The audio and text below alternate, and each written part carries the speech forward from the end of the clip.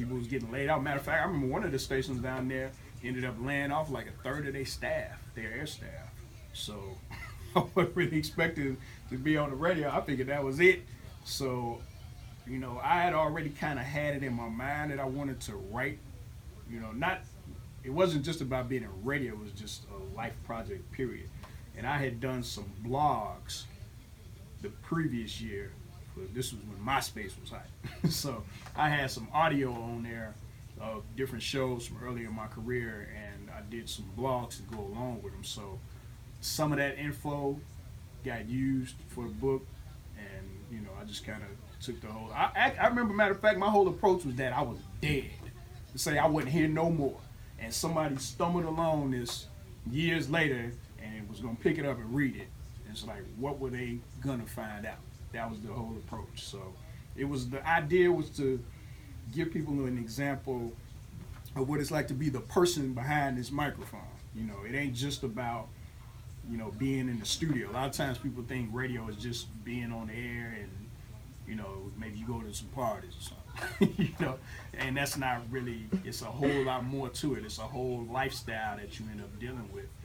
And so I wanted to get into what it's like to be that person, you know, as opposed to just being a personality. So it dealt with all of that stuff. So, matter of fact, the idea was for it to be a movie script. I'm going to start working on that pretty soon, because I actually do have some friends in the film industry. Matter of fact, one of my partners, his name is Carl Seaton, he's a director. He just had a movie air on TV1 called Bad Dad Rehab.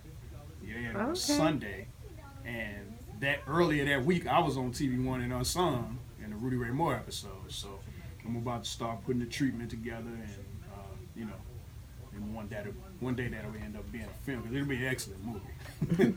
You know, even better than the Reeds. I bet, very entertaining. Yeah.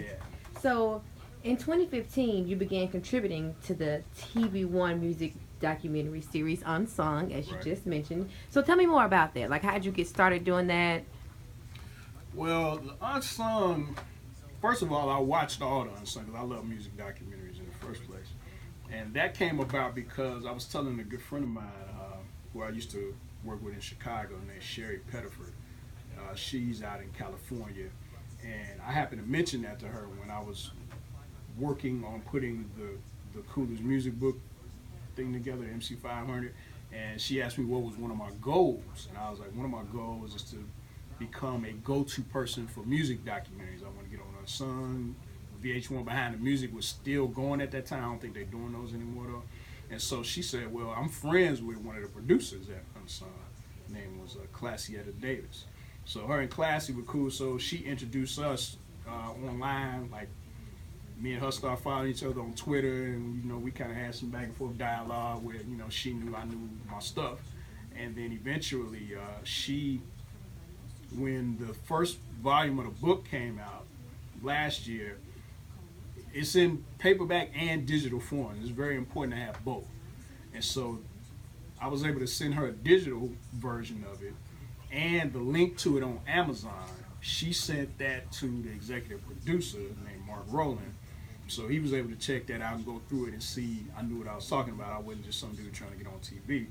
And so they had a shoot coming up down here anyway in Dallas to do Johnny Taylor in Lakeside. So the producer called me and asked me what I knew about them. It was kind of like one of them off-the-cuff interviews where, you know, they try to see what you know. So, I mean, you know, I knocked that out. And then they invited me to the shoot, and we filmed for both of those episodes in the same day. Those aired, the Lakeside aired first last year on October 28th. They saved the Johnny Taylor for later, for this year. But just off the Lakeside episode, you know, the main executive producer was happy with my contributions. I was actually in that episode more than anybody else, believe it or not.